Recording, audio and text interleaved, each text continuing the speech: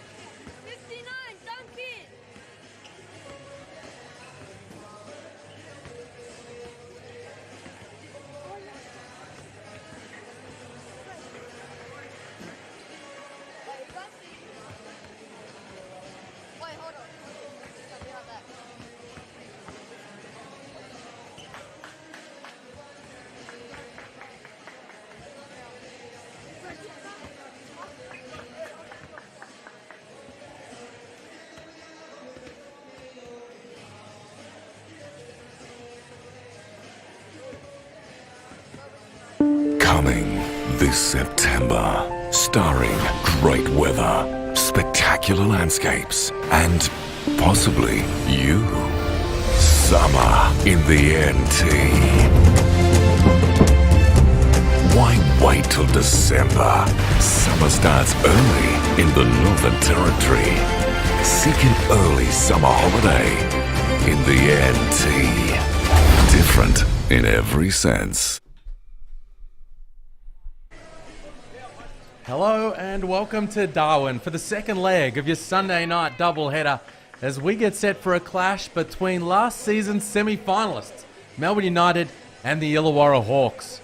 Good evening, Liam Santamaria in commentary alongside my man Damon Lowry. Damon, as I bring you in, it's been an off-season of change for both of these squads. It has been. Players have left the United and gone to the NBA. The greatest coach that this country has ever seen has left the sidelines of the Hawks and been replaced by his Robin, with all due respect, his right-hand man. So there's been some changes, players' movement. So we're looking at two different teams. Makes for a fascinating preseason hit-out because there's all kinds of question marks surrounding these teams. The Melbourne United, of course, have made the finals in each of the last 5 seasons since Dean Vickerman set foot within that organisation, and the Hawks coming off back-to-back semi-final appearances, but big changes within the roster. Let's talk first about these Illawarra Hawks. The big four gone: Antonius Cleveland, Duop Reith, Justinian Jessup and Xavier Rattan-Mays. And in their place, a bunch of new faces. Wani Swakala Bullock comes in after winning a championship with the Sydney Kings. Justin Robinson, George King will be one of their import signings, and Mango Matiang, an Aussie with some NBA experience. What do you make of their off-season moves? Ooh, well, first, when you lose Gorgon, when you lose the best coach, like I said, the country's ever seen, guys tend to maybe leave because Gorgon is a draw card. Harry Frawling. All of a sudden, Gorgon's gone. Harry's gone. Duop Reith. It's hard to replace a Duop Reith. So, obviously, Justinian Jessup aged out. So, that's a lot of firepower just right there, a lot of size, a lot of firepower. So, yes, they brought in some new imports. Losing Antonius Cleveland, your defensive anchor. Xavier Rattan-Mays, who they're going to play against. You have the floor general. A lot of changes, so it's going to be hard, I think, for the Hawks to establish themselves early to get back to, that semifinal status. Hopefully they can. So, but it's going to be a big change for them. It's going to be tough, I think. Following a fitness test, latest report from the Illawarra Hawks, George King will not play tonight against Melbourne United. We were placed in the lineup by Tim Conrad and Kevin White, the veterans, with this squad as injury replacements coming through this season. Now, on the flip side, Damon, we turn our attention to Melbourne United. You spoke about some of their big changes over the off-season. Daly back to the NBA. Jack White making the leap to the Denver Nuggets. Joe Luala-Chul cashing in with a big contract overseas. And in their place, Rattan-Mays, Regan Tucker, Jordan Caroline, and Isaac Humphries. And you're going to see a bunch of those names in their starting lineup alongside hometown hero Makwach Malawach, who played for the Darwin Salties in the NBL 1. This United team is entirely different. Their whole starting five. Obviously, CG3 43 not being there, Golding, but he'll be in that starting lineup once he's healthy. But it's good to see Isaac Humphries if he can stay healthy, because we know he's capable of. 3 exciting imports. I've always liked Rattan-Mays' game. Thought he blended well last year with Tyler Harvey. What's David Barlow doing out there? Dave, he's back. He was tricking. Nah, Dave's still in great shape. So, yeah, now this is a new group. We still got Newly out there who's providing veteran leadership. And the United, Liam, are a brand. Mm-hmm. They play a brand. And I don't care who they put out there on the floor. They're going to play the Vickerman brand of basketball. I'm expecting a good defensive team. I'm expecting him to rotate, go through everybody. And, and we haven't even mentioned Ariel Hook-Porty. Well, Ariel Hook-Porty, the next star, the German next star, coming off the bench in this one. The latest news from Melbourne United, Shea Illy and Chris Golding both failed their pre-game fitness tests and will not play tonight. Illy's still dealing with some concussion symptoms, and Chris Golding dealing with some illness. We mentioned the starting lineup there for Melbourne, all new to that club this season. The starters for the Hawks will be Justin Robinson and Tyler Harvey in the backcourt. Fascinated to see what kind of backcourt duo those two can become. Wani Swakala-Bullock will be their stopper on the wing. Ding Ding and Sam Froling up front. I just want to just go back to what you said about these fitness tests. We've had 3 guys fail a fitness test. What do I need to pass? First, I want to know what the test is. What does the test consist of?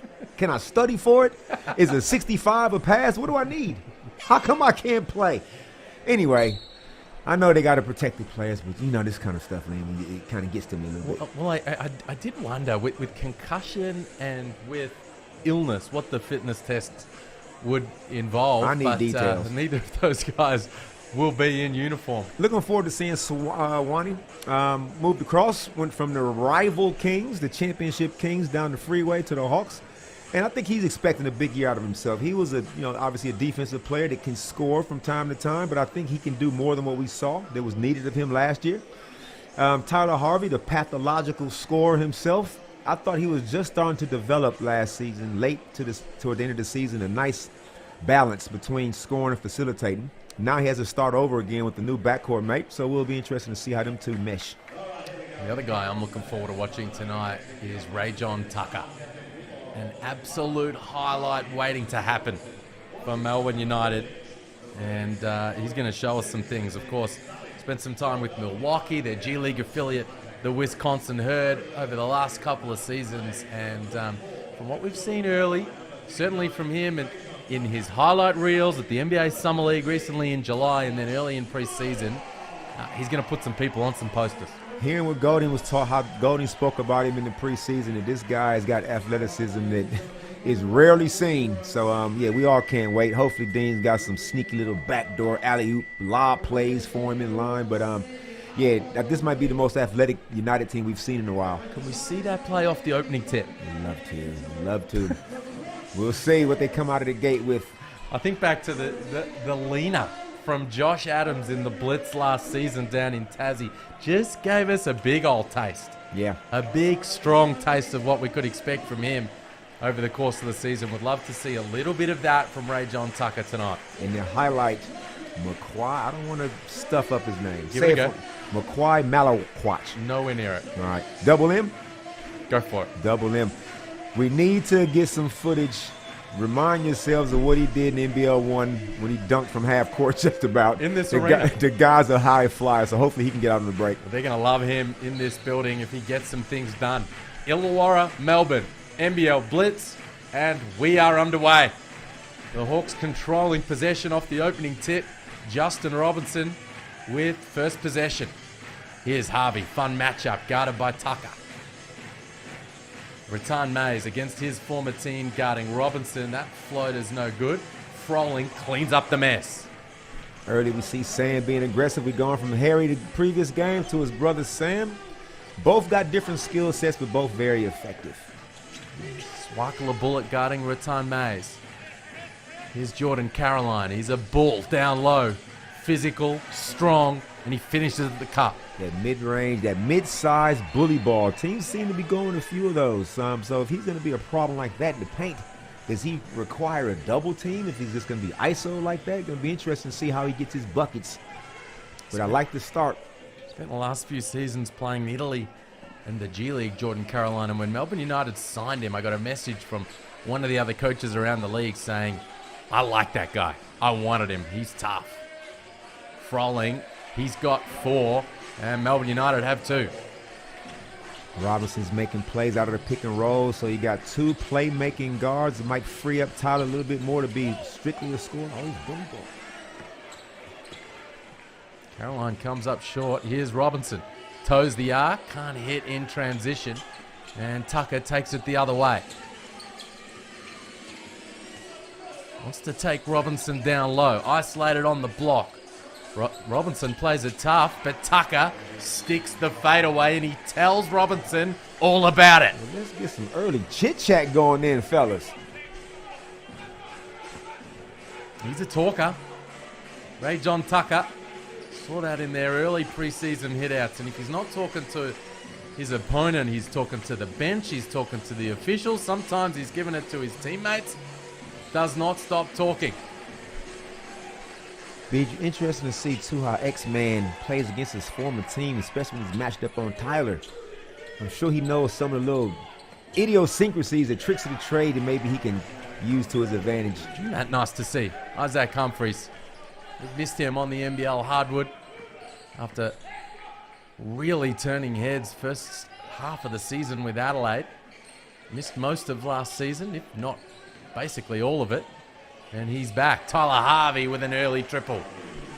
Yeah, Tyler's doing what Tyler's doing. Late two? Just a two. A long two, but like that's Tyler. On the ball screens, you got problems. Because like I said, he's pathological in the most respectful way. There's not a shot he won't take, and not a shot he don't think he can make.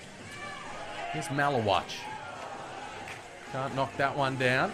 You hear the anticipation from the crowd. They are just waiting for Malawatch to get some things done. Frolling at the rim. Okay. Is that an early timeout coming? We are looking at the Hawks, Liam. They got another lefty scorer at the guard spot that's looking a lot like Tyler. Both sides running ball screens. Guys can come off and hit threes in transition. They making these pocket passes, getting Sam involved. To a lefty big. To a lefty big. Have we ever seen 5 lefties on the court at the same time? Probably not, but we got 3 on there that's acting very nice together. An early timeout for Dean Vickerman. Never afraid to blow an early timeout. Hey, while we got the chance, look to the right of your screen there, Dan Greeter at the back of that huddle. Shout out to him. Man, I'm feeling for Dan Greeter. It's been a rough couple of years for that young man dealing with injury. Missed all of last season and was prepped and primed to return to action. I was hearing really good things out of the out of the Hawks from their preseason practices, and a hamstring injury will see him sit out the next 10 to 12 weeks. Yeah, that's a tough break. He can't catch a break at the moment, but one thing, you don't wish injuries obviously on anybody, but when somebody goes through something like this, you know, it affects your confidence. But if he can just hang in there, apparently he's got a good support group around him. It's just a hamstring. Obviously, it's delicate. You don't want to rush something like that. But it builds resilience. So hopefully he comes back bigger and stronger and more emotionally resilient as a result.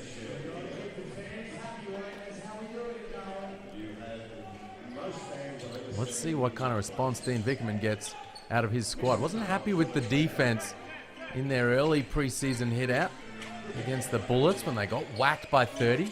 Slight improvement second time around, and an early timeout here. Humphries making a nuisance of himself on the offensive glass. Being active. Sam's going to have to do a better job keeping him off the glass. Humphries looking in great shape, too. You see the strap there on his knee. That's the concern. Has done a great job of trimming down to give himself the best possible opportunity to be successful this season with that troublesome knee. Hopefully it holds up. Here's Rattan Mays. Isolated. Finds Malawatch.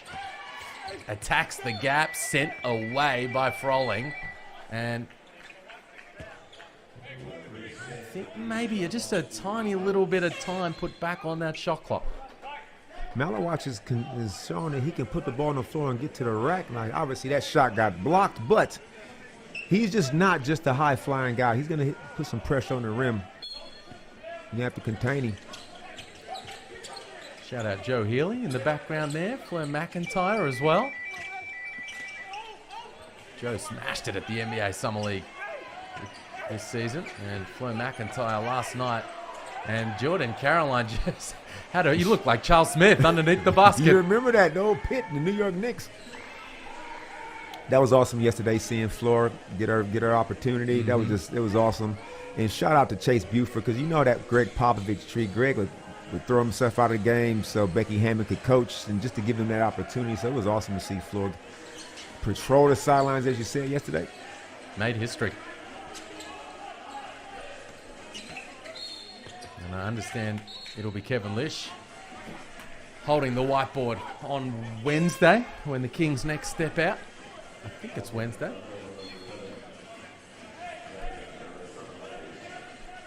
I wonder if Dean will ever get a whiteboard to Reese Carter. Reese is probably going to give me a shot. You know what? He did that already this preseason. Did I miss it? You missed it. Ah. I think.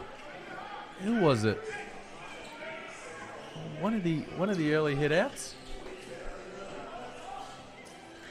Got a bit of an opportunity.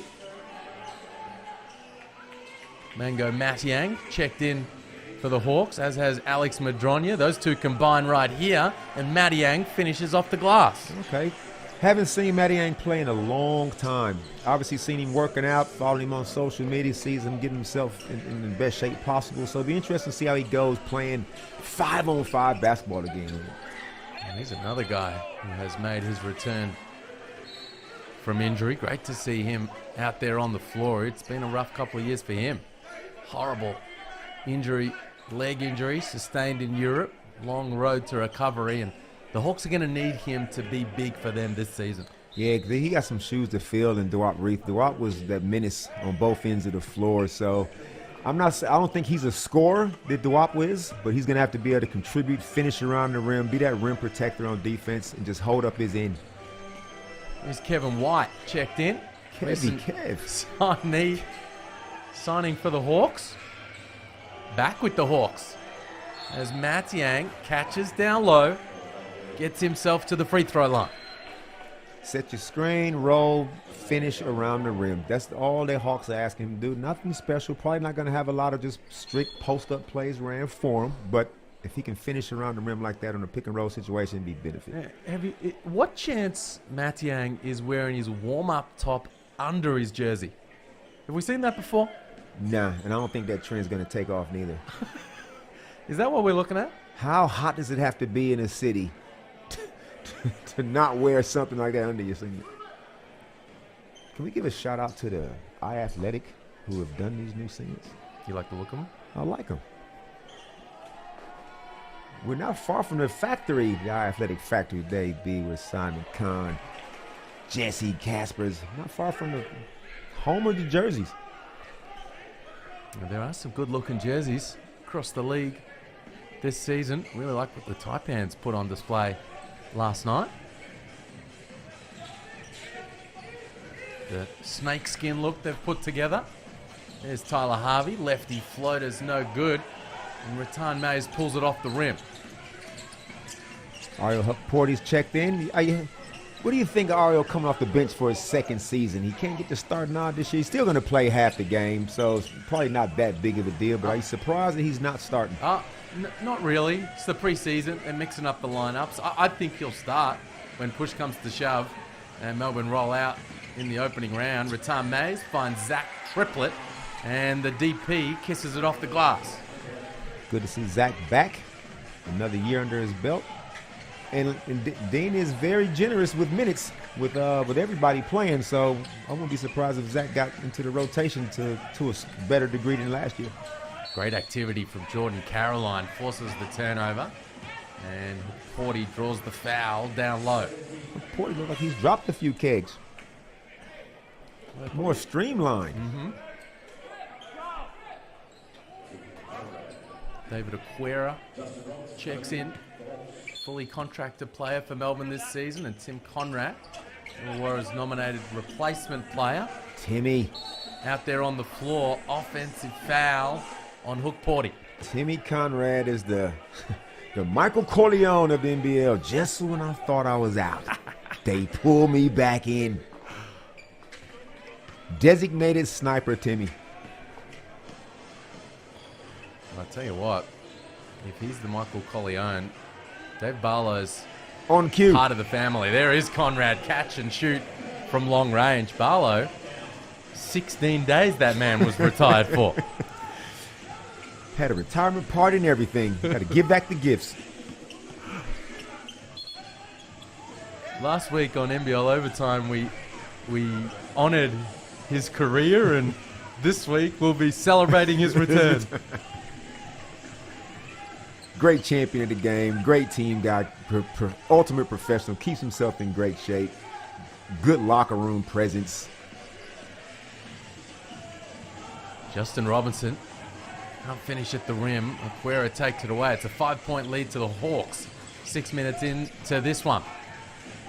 Good ball movement here from Melbourne United. Rattan Mays flicks it to Brad Newley. That one's off the iron. Madronya takes it for the Hawks. His head's up. Robinson. Oh, wow. Quick trigger transition triple, and it's off the rim. Quick trigger.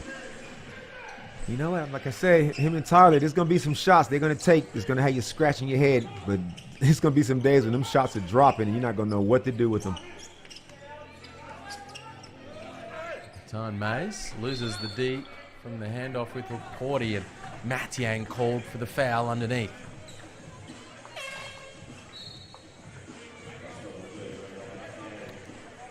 Rattan Mays checks out. We'll chat with Dean Vickerman on the sidelines. Ray John Tucker back in for United. X had a great games against the United last year. Obviously, he was a six-man coming off for the Hawks last year, but like even the games that he played against the United, especially in Melbourne, he was the X factor. So now that he's going to the starting role, does it change? Does he play the same way? Interesting to see how he fits in now with this new group. Again, I suspect when push comes to shove, if he can get past this concussion that's given him grief, that Shea Yili will be that guy for Melbourne United. Of course, best six-man last season. Rattan Mays was runner-up in that vote. Was right in the running there for Defensive Player of the Year as well, Shea Yili. But I think with the other offensive weapons that they have in the starting lineup, Chris Goulding and Ray John Tucker, Illy makes sense as the starter with that group. Rattan Mays as an offensive weapon leading that second unit. You know, yep, and I'm looking at it's hard to tell because, like, I'm going to say some things Liam early in the season, and I'm probably going to be wrong. Unlike I most guarantee you'll be wrong on a couple. Unlike most humans, I ain't got no problem being wrong. But are the United too perimeter orientated? Because when Golden and Shea Yili is out there, and obviously you got X-Man out there, you got your guard. It's a lot of guards on the team this year. Like, where's your Jack Whites, your Mason Peatlings? You know, they had the two-headed monster last year in JLA and Huck Porty. Now, obviously, you got Humphreys, but it just seems like, I don't know, the perimeter seems to be loaded. Well, it's interesting. I mean, Jordan Caroline's going to be that Jack White replacement. That's the idea. Here's Ray John Tucker trying to make something happen. Aquera, catch and shoot triple, and he drains it. Okay, Aquera, okay. And, of course, Mason Peatling, part of this lineup, is out for the next 3 weeks, won't be a part of the Blitz. Melbourne United hoping that he'll be right for opening night. Meanwhile, we're all tied up right here. Lockie Dent from the corner. That's off. Akolda Gak also into the game. First year as a fully contracted player this season. Ray John Tucker kisses that one in off the front of the rim. Finding a way to get to a basket. So this guy, he's still yapping.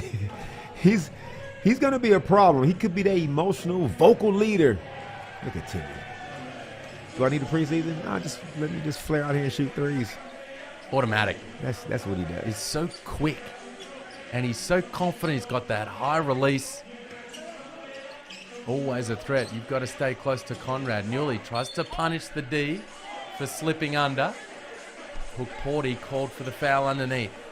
This is what's good about these Blitz games, and it's so awesome that Darwin is hosting it. Just to get to see guys who are not going to probably feature a lot once the season starts, like Lockie Dent, like, you know, hard-working kid, government kid, COE kid, it's just good to see him get opportunity. Even if it's in the Blitz, he's out there right now with the starting players on both teams, so he gets a shot, get his reps up. Well, watched his brother do some good work at the Basketball Without Borders camp at the COE a little while ago, as Tyler Harvey knocks in the floater. One of many floaters we're going to see Tyler finish this season. Well, Porty checks out for Melbourne United. Dave Barlow in, instant impact on the offensive glass. Here's Newley, finds his way to the cup, and he scores through the contact. Oh, fella. Newley just has that, what would I call it? He just experienced, he just knows how to get it done at the right times. Obviously, his best is behind him, but he's still very efficient in what he can do. He can run the lane, he can spot up and shoot, he can still get to the rim. That, of course, is where he's at his best. Slashing to the hoop in transition or attacking off the bounce right there. This is going to be year 18 as a pro for Brad Newley, and he's still getting it done. Here's Dent. Snakes the screen, the floater. That's nice from Lockie Dent as he puts the Hawks up 2. Love to see it. Playing with confidence. This is a preseason game, which, like I said, it means something, Liam, and it don't mean something at the same time. But for the young guys who don't get a whole lot of playing time, it's good for Lockie's confidence, because you still need guys like this to push the starters. David Aquera takes his tally to 5. And we're all tied up. Minute to go in the opening quarter. It's been a fun opening term here. Gack provides the screen. Gets it from Harvey. The handoff. Tucker sliding his feet. Shot clock expires in the background. And that was the game clock. That'll do us. At the end of the first quarter. We were a little confused there with what we had on the screen, but that's the end of the opening term. 20 points apiece at the end of one. We're all tied up. We got some offensive firepower on both of these teams. We got some players here that can get that scoreboard ticking over. It's just interesting to see how they go about doing it. Like I said, teams are not going to show everybody all their stuff. All their cards will not be on the table, but what we are going to see is a lot of transition, getting shots up. We're going to see a lot of pick and rolls and guards making plays. And so far on both teams, we got guards making plays. Well, both teams shooting near on 50% from the field, and not quite as high a clip from long range. And you see the team stats, a dominant performance on the glass from Melbourne United in that opening term, and some of that on the offensive glass in particular. Jordan Caroline making a real presence of himself down low, collecting, for the most part, his own misses. Yeah. You're the first one to know you're going to miss it if you're the one that's shooting it. So, now, good to see you still active. I'm really interested in Jacob. Coach Jacob, like, this is your first time, obviously, leading this group. Mm-hmm. And we all know that who was the last year's coach. And now it's your turn. Like, how do you stamp your brand, your authority, your signature on this group? You don't want to, and I'm sure he's got a lot of Brianisms, a lot of Gorgianisms, I'm sure will come out in his speak, but at some point we're going to find out who he is. And like, once the microphones hopefully allow back in timeouts, we get to hear his spiel. Be interesting to see where he's really coming from. What did you pick up on when you interviewed him for the huddle? Yeah, well, it's going to be really interesting to see what kind of style he puts out there. No doubt, as you say, there'll be some elements of Brian Gorgian style in what he runs and how they play, because of course he spends so much time with the great man. Shout out to him, by the way, Brian Gorgian. Absolutely. If he's not watching live, he'll be watching this at some point to provide some help to Jacob Jackomas. As you say, he's been the Robin to Gorgian's Batman for a long period of time now. I found some tempered optimism from Jacob Jackomas in my chat with him on the huddle. Was cautious not to sort of build any kind of expectations. He knows that the squad's had a lot of turnover. He knows he's brand new to this head coaching gig and didn't want to say anything that could be put on a quote tile or a graphic and be referred to over the course of the season. And as a result, kept his cards close to his chest. Probably the best way to play it this early. Froling.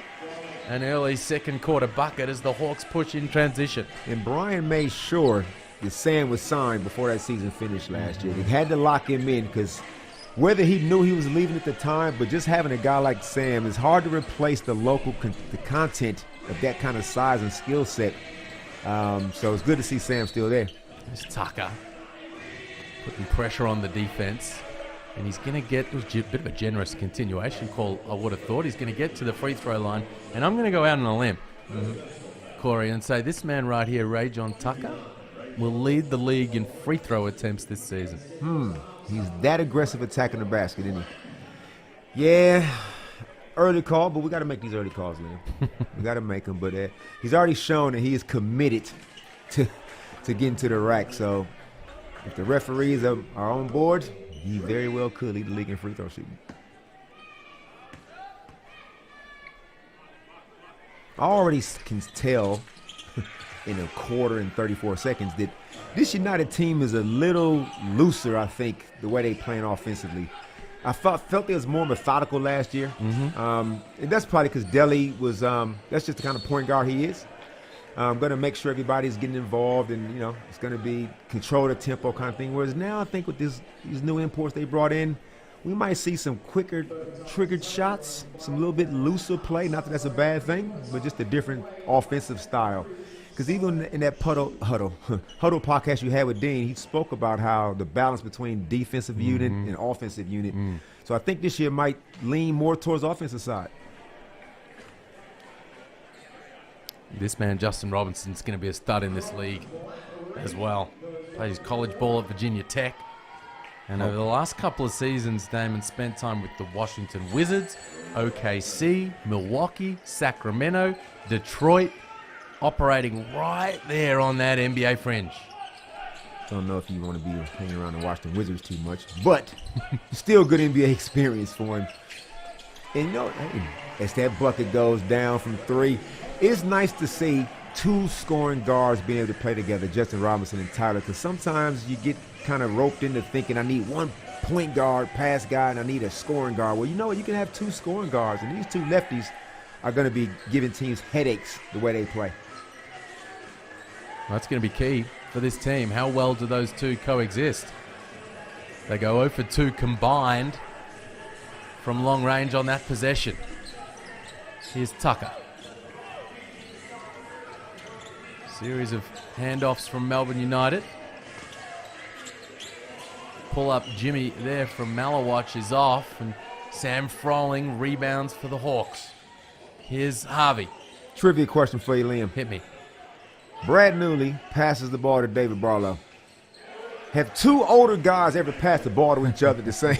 Like, what do we got on the age between these two guys on the court at the same time?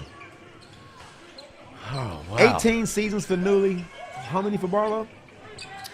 There's a lot of basketball between those two. No doubt about that. I'm trying to think. It's Justin Robinson. He's feeling it right now. Bouncy. A couple of quick back-to-back buckets for Robinson. He's got 6, and the Hawks are out by 4. Now I'm liking it. This is the style of play. Obviously, the defense, I think, will take a little bit of time to mature for the Hawks, but you can already tell offensively with this backcourt, this is lethal. Humphreys loses the handle. Tucker gets it back. Barlow can't hit, and good effort there from Swakala Bullock on the glass. The Hawks get possession. Robinson attacks in transition. Good finish through the contact, and he's getting things done. Justin Robinson. Love it. This guy's going to be dangerous in transition. Officials put a stop to things as the floor wipers clean up the sweat. But Justin Robinson right now, he's checking out for a rest, and it's a shame because he's putting on a show. As long as they can control the glass, if they can just defensive rebound, and when they kick it out and you got Tyler or Justin on either side, your defensive transition better be switched on. Because you can already tell these guys, they will get to the rim, they will pull up for 3, and if you ain't ready to go, it could be ugly for you early. With Porty, offensive board and the putback, and a timeout from Jacob Jackomis, trying to put a little stop to things. 4-point game. Hawks have the advantage. 6 minutes 57 of play in this second quarter, and this will have been fun to watch for the Hawkheads. And we still got John King to come in. We just don't quite know. Sorry, George. We don't quite know how he'll fit into the group. But like the talent is there, the will it seems there. I mean, hey, look, Brian's stamp is still on this group. There's still guys there that was there when he was coaching, and I'm not expecting a big drop off. Whether they can make it as far as they did last year remains to be seen. But I'm already liking the endeavor of the group. Not expecting a big drop off. So, back-to-back years in game 3 of a semi-final, a game away from a grand final appearance 2 years in a row. you think they're going to be there or thereabouts over the course of this season? Not Final Four-ish, and I can't even remember my way too early predictions because it was way too early to make them. But I just don't feel like they're going to be that far off. Listen, I would like to see them make the six, at least the play-in. So I think anything outside of the play-in would be a bad year. I think that'd be fair to say for Jacob. I think you can make the playoffs with this team. You know, I think it's funny. 10-team league, 6 teams are going to make that play-in. And every one of these teams in this league, we don't have a draft process. Year in, year out, teams are loading up, trying to have a swing at this thing. I think you'll have 4 teams who feel that way if they miss out and will feel, you know what, that's a failed year that we didn't make that top 6. There's no clear-cut bottom team. Like, I would have thought maybe Cairns, but Cairns looks good. You just never know who's that bottom. Somebody's got to come last.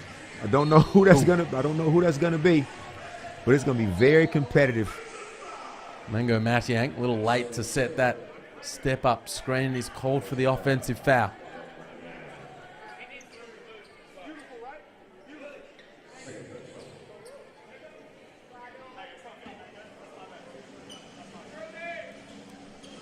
Couple of minutes into this second quarter, here's Jordan Caroline. Ball handling responsibilities. They gave him some space to operate. Ding Ding has him locked up right now. Rattan Mays, defense slips under, and again. Malawatch from long range. Okay. That's down, and the Salty fans love it. Okay. The Watcher. It's interesting to see, too, Liam, like Ding Ding. What are we going to get? What are we going to get? Like, for minutes at a time, he can be very, very good. And then there's the other minutes, then you find out, you worry if he's even on the court sometimes. So I'm looking for some consistency out of him and it's somewhere to find a home. And I think even Jacob even kind of alluded to that fact in the podcast on the huddle. All guys are playing for different reasons. Like there's different, I guess, emphases on each guy. In Ding Ding's case, I think he's trying to find a home, a sweet spot, I think is the words he used. Yeah, he was talking about Ding Ding trying to develop into a situation where as he enters free agency, he feels like he's a wanted man around the league. And he's got all kinds of options and opportunities and negotiating power for his next contract. That's kind of the goal for Ding Ding. And you're right, it comes down to, well, what are you providing on a day-to-day basis and a game-to-game basis? Yep. Because he can be an impact guy. Yep. And certainly in the playoffs when he was last at Illawarra, he had some really big moments in some big games. He needs to bring that on the regular as Jordan Caroline called for an offensive foul. Timmy putting his body on the line, not just a three-point shooter, Timmy Conrad can. If you don't make a move and Timmy's still there, he knows how to hit the floor and draw the charge. Love the sort of summer league vibe of the NBL Blitz. Coaches from around the league, assistant coaches, scouting their opponents. See the Breakers coaches there. Mick Downer now at Adelaide. Fleur McIntyre on that baseline. Getting a good look at their future opponents. Here's Madronya. Fresh off some play with the green and gold, and he scoops that one in off the glass. Nice finish. Going to have some opportunity to play this year. Alex Madronya. These preseason minutes are vital. Everybody's making a case for rotation minutes. Can't take anything for granted. Rattan Mays comes up short. And the Hawks have an opportunity here to extend their lead. Harvey. Series of crossovers, gets to the sweet spot, and he scoops that up with the left. Nice. Timeout, Melbourne United. Dean Vickerman's seen enough. Tyler in transition. Robinson in transition. High ball screen. These guys are committed, Liam. 8, 9 dribbles, whatever it takes to get that shot off. That's tough.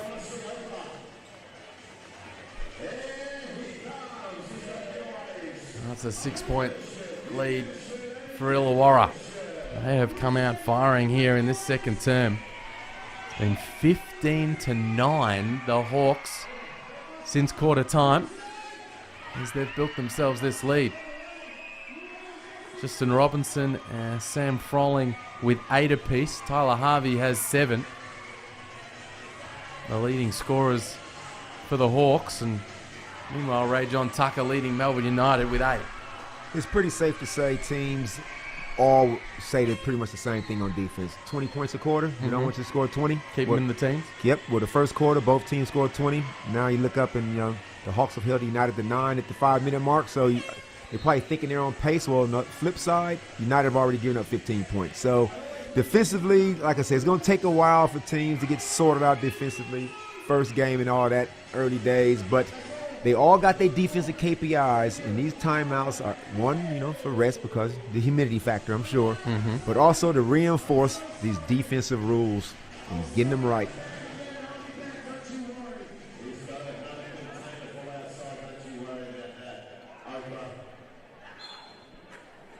We'll see what kind of response Dean Vickerman gets from his guys. You see the lineup on the floor for the Hawks, and that's who Vickerman's got out there for United. Newley. They want Caroline down low. Mismatch with Madronya. The double comes. The triple comes. And Caroline draws the foul. Bully ball once again. 2-man game on one side. Dumping inside. Let the guy go to work. And then we see what kind of decisions are made.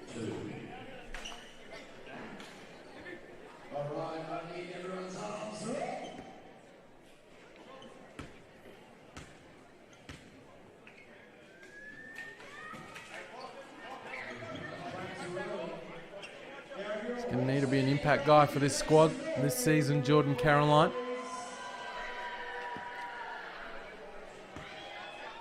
You see Golding in the background. Just taking it easy, OCG. Nice and relaxed. Just taking it all in his stride.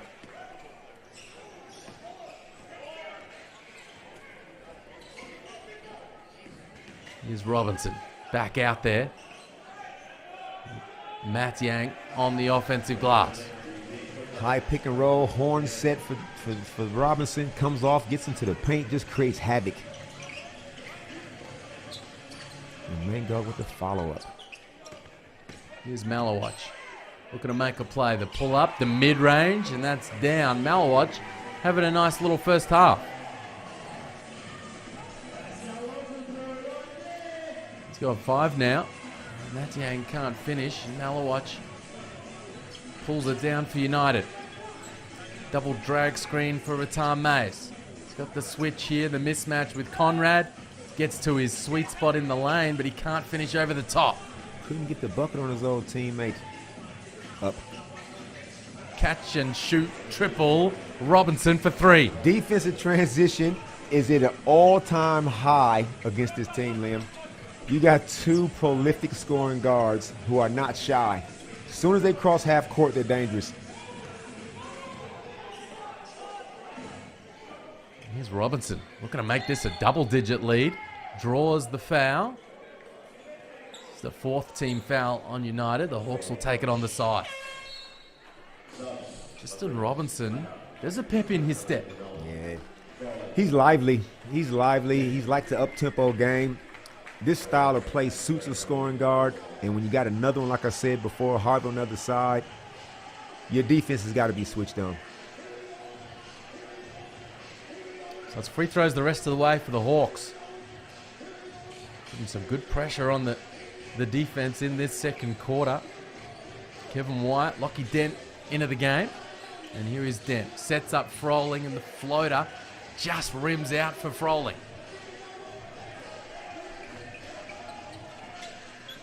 Be interesting to see the minutes, how Jacob just distributes the minutes, because it's a long tournament, 4 or 5 games each.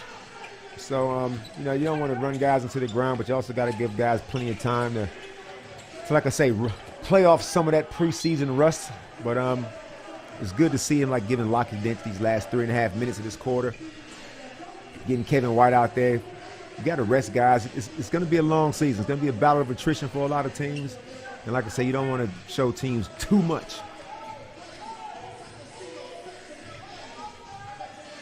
Here's the game-leading scorer, Justin Robinson, 11 to his name. Finds Conrad, and he's called for the travel. And we've seen a few of those over the last couple of nights. Yeah, Timmy's probably should just let that one fly, but referees, they like to sometimes call that little shot fake. You think you didn't travel, but you really did. Slide in the back pivot foot, they'll tell you.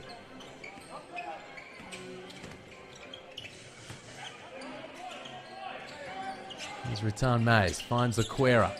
He turns down the look from long range. The fadeaway, the mid-range is down. Tough.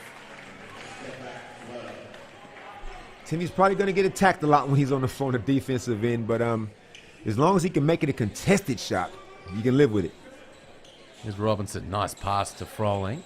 Good help from Triplett, just makes it tricky, but Froling's up to the task. Good finish, good catch. In the double digits now, Froling, 5 of 6 from the field. And an offensive foul called on Aquera. The frustration starts to build there for Dean Vickerman and Melbourne United. Dean's already asking the questions. And this is what the guys got to learn throughout the year. Like, how many of those moving screens did we see last year, man? Like, that is a famous call. The refs like to make that. When you got to be rock solid in that screen. And because we set so many of them, every team does it. The guys that just know how to be disciplined and not get themselves in a bad spot, don't get yourself in foul trouble. Here's Harvey.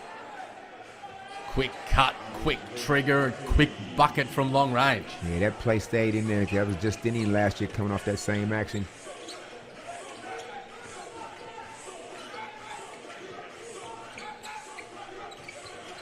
Elbow catch for Humphreys. Finds Tucker. Gets the switch. Wants to isolate Sam Froling. Rage on Tucker. Crosses him up. Left to right. Right to left. The step back is butter. You live with it. Good move. You're dancing on Sam out there, but Sam's forcing him into a mid-range J. You live with that. Dean's concern is, how are we giving up 45 points already? We're supposed to be a defensive team. Robinson down the lane. Spins it, and Humphreys heads up play. Knocks it off the rim. Tucker, pull up triple. That's off the back of the iron. Melbourne get it back. Tucker. Harvey in front of him. Calls for the ball screen. Harvey fights over. Tucker right to the cup. Scores through the contact. Back to the line. He's aggressive. Ball screen defense also, because we're going to see 50 ball screens a game from every team. Your ball screen D got to be switched on, and this guy clearly wants to get to the rack. Tyler tried to invite him to shoot the three ball. He wanted no parts of that. He said, come give me a screen and let me get to the cup. I chatted to Dean Vickerman about that kind of decision-making for Ray John Tucker this season. His teams are going to give him that look from long range. And when he decides to take it, when he decides to turn it down, get on the front foot, he's going to be interesting. Vickerman compared it to the decision-making of Dwayne McClain. D-Train. Saying, when do you decide to just Dwayne McClain it and take up the space? Eat the space up, yeah. Stop it. Harvey from way downtown, front of the rim. 2 for 1 was on the table, so fair enough, but could easily, that one could have failed. We wind down the end of this first half. Hawks with a 7-point advantage. Ratan Mays against his former team. The ball screen comes from Humphreys. Ratan Mays turns it over. Robinson takes it away. Harvey up ahead, up above, and the finish is good from Wani Swakala-Bullock. What a nice way for the Hawks to finish that first half. Stop in a finish in transition. Running this floor, 47 points for the half. Everything. It's a lot to like about this Hawks team. And again, we're not going to get too carried away, Liam, because it's preseason, but the Hawks look great in transition early. Great push of the ball, and a big second quarter results in a 9-point advantage. It was all tied up at quarter time, 20 apiece, but a 27-point second term from Illawarra gives them the advantage. And Justin Robinson really has been the engine that has made them tick. You talk about the push in transition. He's been super aggressive. 11 points, 4 assists, the standout performer in that first half. Clearly, and he, like I said, he's wreaking havoc any ball screen action, any space in transition. He's getting into the paint. He's drawing defenders. Even if he takes that shot and misses, you got Mangum cleaning up the glass. So they're in full attack mode, and they got two guards doing that. So, like I said, they're going to be a nightmare for teams to deal with in the backcourt.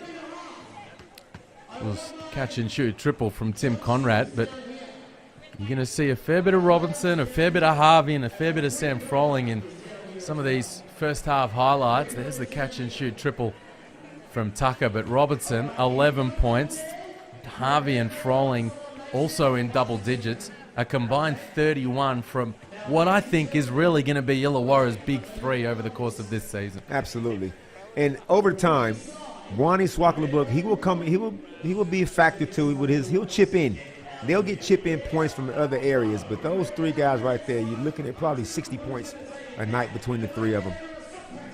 For Melbourne United, it's been Tucker who's been ticking the scoreboard over. He's got 13. Aquera has 7 points and 4 boards, but they've got 3 different guys who have thrown multiple turnovers, and they've got 10 turnovers as a team, helping to spark Illawarra's transition game. Yeah, a little bit sloppy early, which is to be expected in your first game, but they're going to have to clean that up. But I'm thinking, Liam, again, you got CG to come back out there too. Mm-hmm. And Tucker is very aggressive. Is Dean going to run different stuff just so CG gets his shots? Because this is looking like a lot of one-on-one I'm seeing so far. Ratana's bouncing the ball. He's controlling the tempo a little bit, but you know how Golding likes to kind of catch and shoot, blaze away early. They're going to have to work out how to blend their talents. Mm-hmm. And we're not going to see it today because obviously CG isn't playing. But over the course of the year, I can't wait to see if that works. I think the impact of Shea Yili back in this lineup as well will be big. Often underrated, the impact he has really at both ends of the floor. We know what he can do defensively, and he'd be the guy for Melbourne United guarding Justin Robinson for a lot of these minutes, but also offensively, he's really developed as a point guard and a floor leader, I think, and the experience playing with Delhi last season. The ability to know who needs the play call, who needs the ball at exactly what moment. He has. So you're basically looking at 3 guards. You're looking at Shea, we're looking at Xavier, and we're looking at Rajon. So it's a lot of guys with the ball. There's only so many minutes, 40-minute game. We got a lot of guys in the backcourt with the ball. So we will see how this all unfolds. And we will see how this game unfolds in the second half. It's been a strong second quarter from Illawarra that's given them a 9-point lead at halftime. It's the Hawks 47, Melbourne 38. We'll take a short break, and we'll be back for the second half.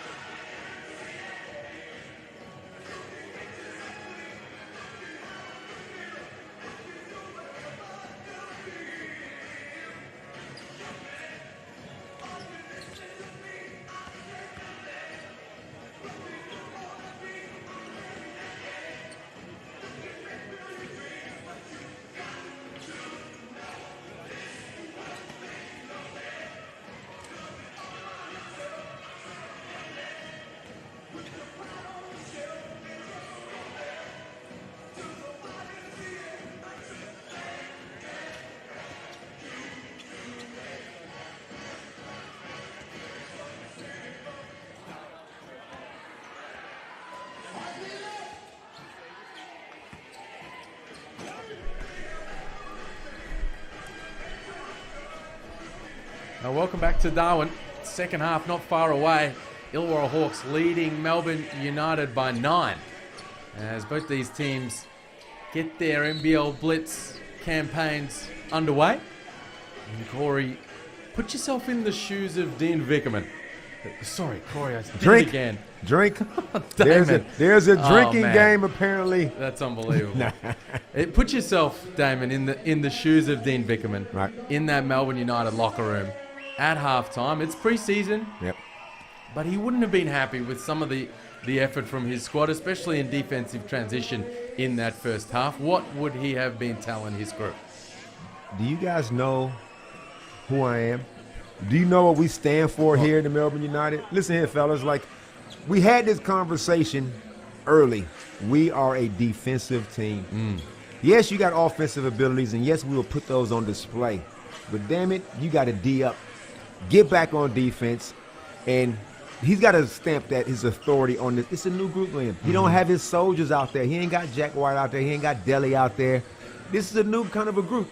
These guys have got to understand that you are not winning anything giving up 47 points in a half of basketball. Preseason, regular season, off season, silly season, it don't matter. You cannot give up 47 and a half. Well, on the flip side, in the other change rooms, Jacob Jackomas. Would have been good feelings for that squad going into that huddle. Really solid second quarter, and he would have loved the push of the ball at the offensive end. JJ, with all due respect, I'm not going to call him JJ unless everybody else starts doing it. Coach Jacob, he is happy because he's winning. Wouldn't he love to get his first dub? This is what I mean. The game doesn't mean anything, but yet it means everything at the same time. So this will be his first dub if he can finish it off in the second half. But he's happy with the style of play. He's happy with the coexistence of his two lethal backcourt guys in Robinson and Tyler. He's loving what Sam, what Frawlin's doing. He's loving everybody who's chipping in, getting their points here or there, and defensively still holding them down to under 40 points, which I'm sure is everybody's goal. Of course, this is the fifth game of the NBL Blitz thus far. Night one. Well, earlier tonight we saw Brisbane get the win over New Zealand, 81-69. Aaron Baines was really the story of that opening game, and Tyler Johnson, terrific as well with 14. They had 9 guys with 5 points or more. Damon, the Brisbane Bullets, they were really impressive. Very impressive. We'll be talking about Baines this entire season. But, Liam, it wouldn't be a preseason tournament blitz without me apologizing for something early. I incorrectly called the wrong apparel sponsor. Left champion off the hook by mistake. Apologized to the champions at Champion who look after all the uniforms of the club. Don't let that stop you, Champion, from sending me some stuff. Don't hold that against me. Last night we saw a couple of fourth quarter explosions. Tassie, a 25-7 fourth quarter, got the win over Sydney and Perth. For Bryce Cotton showcase, got a win over Cairns, and we're underway here in the third. Illawarra with possession. Tyler Harvey, lefty runner off 1 foot, falls short, and here comes Tucker, kick ahead. Ratan Mays backing down Swakala. Bullock gets some space. Can't knock down the mid-range. Ding, cleaning up the glass, pushing and breaking. Here we go in transition. Ding. Get back on D. Humphreys. And he's barking a ding after challenging him at the cup. I love it. Ding, find a home, man, in the gong. It's a good place. Good place down there. So if he's been there before. He knows what it's like. But just this lineup, you look at the Hawks right now, you don't think they're that big. Ding is slight. Sam is slight. Waka is slight. But they compete. And when they get the board and they kick it out, Liam, it is on. Melbourne's defensive transition under pressure. Possession after possession right now. And Isaac Humphreys nearly ended up on the gram. On a preseason poster. I played for a coach, Liam. You might have heard this guy, Brendan Joyce. Oh, I've heard of it. If there was no heat on the ball in transition on defense, I was not playing. You got to find the ball and slow this thing down. And right now, the United don't have any. Remember how Delhi would just be up and in straight away once the ball goes through the net or on a miss. He found you early. Right now, they don't. And Shea Illy not being there. Right now, there's nobody on the court for the United that can stop this ball in transition. So the Hawks are coming down, just running rampant. Falling called for the offensive foul there. He's not happy about it. Thinks Tucker died on that screen and sucked the ref in. Those early ball screens as well for Justin Robinson and for Tyler Harvey. Whoever has it, Froling, Matiang, Deng Deng, they're stepping up, setting picks. Those guys are going to work. And then it's downhill action. It looks good. When you got guards who can play that style, it's great. Pressure up the floor from Swakala Bullet, making life tough for Rattan Mays. Here's Froling, up and in on Humphreys. Tries to attack Humphreys and he loses the pill. Here's Illawarra out in trans. Deng Deng up above. And great deflection from Tripler just to blow up that play. Harvey at the arc. It's off the rim and the Hawks get it back. Robinson down. Right down the lane and the hands from Caroline and he's called for the foul. Tough call. Let's go back to the last possession, Liam. Isaac Humphreys. Isaac, we're going to need less of that, trying to break somebody down from the perimeter. That's a couple of turnovers you've had doing that. Let's establish yourself on the block, big fella. This is a slight team the Hawks have in the front court. I think you got an advantage down low. There's no Dewap Reef down there. There's no Harry Frawling, bigger bodies. So I would like to see them feature him a la JLA last year a lot of times. We can just dump it into you and just play out of you out of the post. Mm-hmm. Well, certainly going to be a fair bit of rust for Isaac Humphreys as well that he's going to be working his way through. Bunch of guys making their way back from key long-term injuries this season. Baines, Humphreys, Matiang also in this game. Great to see all those guys out there. Melbourne get it back through Triplet. Here's Tucker. Finds Rattan Mays. Caroline wanted it down low. He eventually gets it. Spins on Robinson, and the help comes from Froling. And here we go. Off to the races. Robinson, beautiful pass to Deng Deng. And he gets to the free throw line. Man, Robinson is fun to watch in transition. I'm trying to think of back in the old days when I used to play. Which team had two guards that you had to worry about like this at the same time? Because you could always take the ball out of the hands of the one guard. But if they had to throw it over to the two guard, you win, right? Mm-hmm. On this team with the Hawks, you think you dodged the bullet because Tyler don't have it.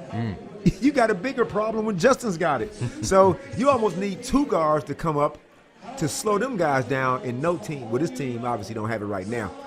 But this is in transition. They're going to live there, and they're racking up points. Man, that's a great question to throw out to the Twitterverse. The NBL Twitterverse watching on from home. The most dynamic backcourt duos in NBL history. Now, of course, different to Robinson and Harvey. Much taller guards, but if you're talking about guys that were playing the one and the two together, Gaze and Copeland, Clearly. the iconic duo, Clearly. jump off the page. I also think about Rucker and Riley at West Sydney was fun to watch. Gaze and Copeland was a more methodical group. Like, they wasn't going to blow by you in the open court in transition, but that when they crossed half court, you obviously had problems. Shane Hill and Kavasi Franklin. Okay. That's more comes to mind. Two guys who can handle the ball and had to be was a threat as soon as they crossed half court with the ball. So them two come to mind. They're the 03 champions. Go back, I was talking 02 with Rucker and Riley. Mar and Farley were the champions that year, and that was a fun backcourt duo who went to work. Yeah, that was nice as well. Yep. Hey, that Damian Lowry and Charles Thomas was no nothing to laugh about neither. Nah. How about a little Cedric Jackson? Man, they had some units there in Cleveland, in New Zealand. Said and CJ. Said and CJ. Yeah. Kirk Penny in that mix. Yeah. Remember Phil, Lucky Phil, Lefty Phil Jones hitting threes? Mm-hmm. Let's hear from you.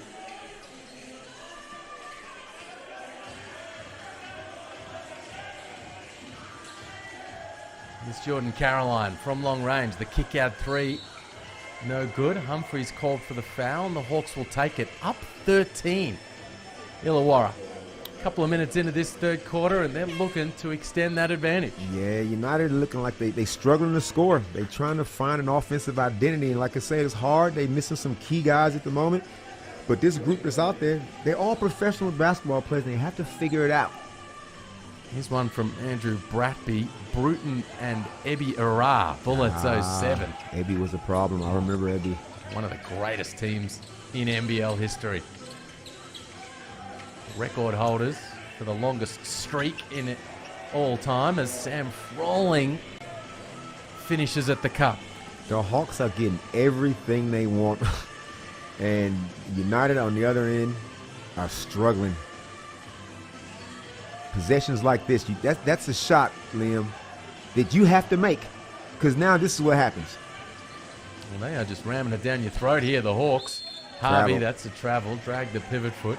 But again, Melbourne's defensive transition being put under pressure. Last year's United team, their defense was a lot of their offense. Mm-hmm. They generated a lot of buckets out of defensive end. This group right here, and like I said again, it's early. I know it's early. But right now, they can already see that this is a problem. Defensively, you're not generating anything. Everything on the offensive end is now way tougher. And I'm seeing a lot of, like, this kind of stuff. Okay. Again, one guy touches the ball. He tries to make a move. If you miss this shot, we're off to the races. You're on defensive transition. It's like they're playing 8-second offense. Mm-hmm. The ball's not moving through enough hands. There's not enough body movement. And, again, I keep harping on it. It's not their main group yet. But if you can, as a coach, and I'm sure Dean will, he will point out this basketball, this style right here is not conducive, it's not sustainable. A couple of other nominations coming through. Most dynamic backcourt duos in NBL history. Nick Tan, Perth Wildcats superfan and CEO of the Perth Bandits. How about Ricky Grace and Anthony Stewart? What? Anthony Stewart? Up high to Massiang above the rim. Now I'm joking. Now Anthony was for real too, and Ricky was clearly, we all know who he is. That was a dynamic backcourt, no doubt. Tim Fairs, what about the scary combo of Parkinson and Curl? Wow, we're going back like that. Couple of guys who were fun to watch. There's Caroline, mid-range Jimmy, and he's starting to get himself going a little. Yeah, you can see that competitive spirit in them. It's just a matter of how they go about scoring. How efficient will they be? How patient will they be to try to get the right shot? Here's Harvey with the steal and the push. Aerial contest, and he finishes over the top. Tyler looks like he's come back in the same shape that he was in last year, scoring shape.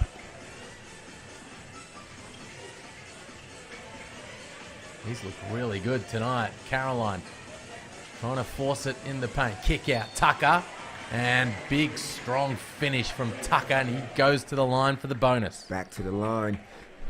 You know what? Remember last year, Liam, the jack jumpers, when we thought early that they just didn't know how to figure it out offensively? Like Majette was like taking shots. We thought, you don't need to do that. You need to move the ball more. And then they hit their strides, right? They started to find an easier way to score. Right now, Rajon Tucker he's a scorer. He's got scoring on his mind. Yes. And sometimes it happens at the detriment of the offense, of the continuity.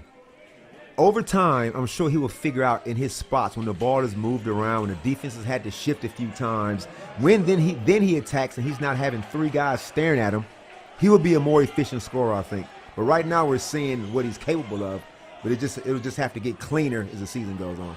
Great hustle from Caroline on the ball back for Melbourne. Hook Porty couldn't finish, gets it back, and the lefty floater is down for Hook Porty. United working their way back into this game. 10-point margin now. And they are picking up the intensity at both ends of the floor. Turnover. Malawatch kicks it ahead to Triplett. He throws it down, and we're back to single digits. Okay.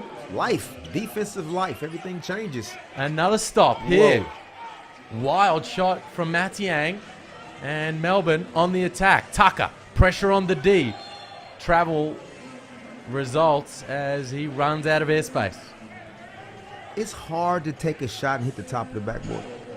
That's not that easy to do. Mango just found a way. He found a way.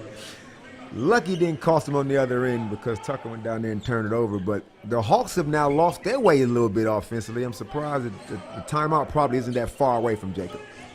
When we get to the next timeout, and throw out a bit more, another nomination for the NBL's greatest backcourt duos of all time. And hit me at Liam_Santa or hashtag NBL Blitz to put yours in the mix as Matiang sends that one into the stands. Just to let him know, you're not coming here all the time and getting away scot-free. And Darnell Me and Brett Maher get a mention? Good grief. Oh, Darnell Me with Brett Maher, I like that. They're coming in thick and fast here. This one from Matt New. He's alluding to the 2018 Melbourne United Championship duo of Chris Golding and Casper Ware. I can't argue with that.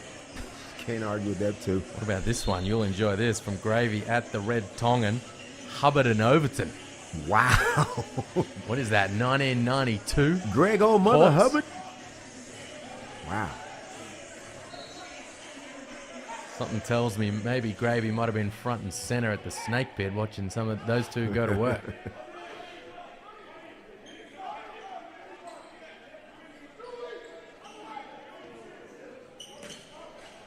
Good on Lockie Dent. He is out there battling, forcing Rattan into some tough moments.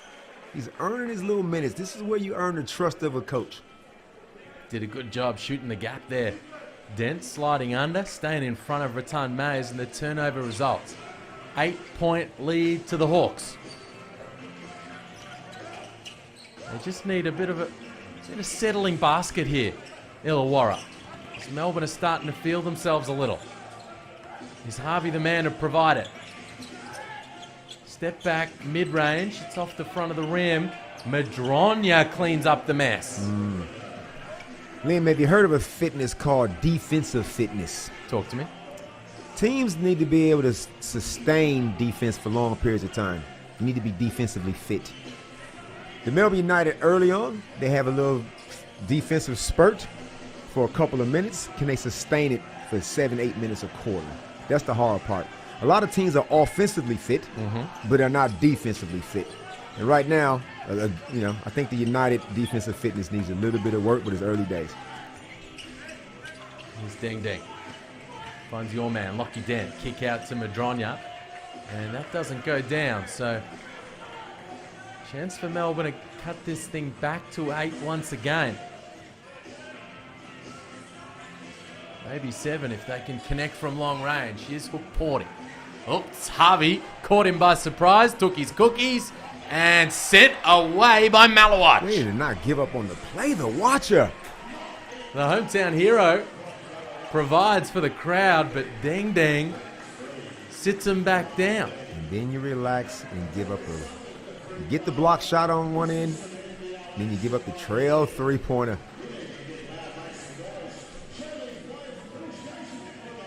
Now that margin's back out to 13. Hook Porty, strong finish underneath. Off the pass from Okwera. Love to see him get Ario more involved early. The big man's working hard. We all know he has a high engine, high work rate. You got to reward the big fella on the other end, giving him a few touches.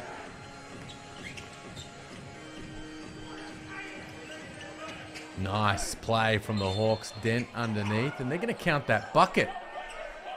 Newly called for basket interference, and those points count for Lockie Dent.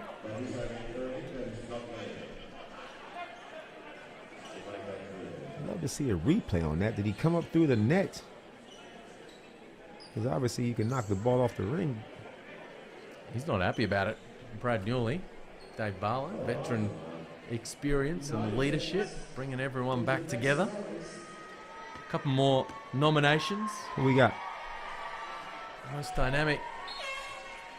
Obviously a tech foul ensued right there. Was that on Vickman? Either way, the Hawks cash in. They're up by 14. Most dynamic backcourt duos in NBL history, as if Corey hasn't had enough shout-outs tonight. Homicide and Riley. Okay. Thrown out there by Alex Emery. Obviously shades of 2010. Yeah, MVP Corey. Yeah. Tonight he took his jersey off and ran around like a lunatic.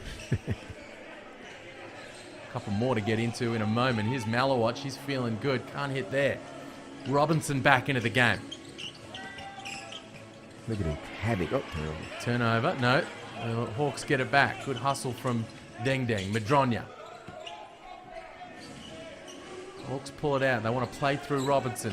Pick and pop from Deng Deng. Turns down the triple. Finds Froling underneath. Has to go to the right. And he's good with it. Kids, work on your lefty, righty hooks. Both hands around the basket. Nice finish. All that came off of the Melbourne United's one pass shot, Liam. Leads to a transition. That's a good point you made. And here's Malawatch again. Lets it fly. Hawks pull down the board and they're on the push. Deng Deng, he's got an early trigger finger. Hawks get it back.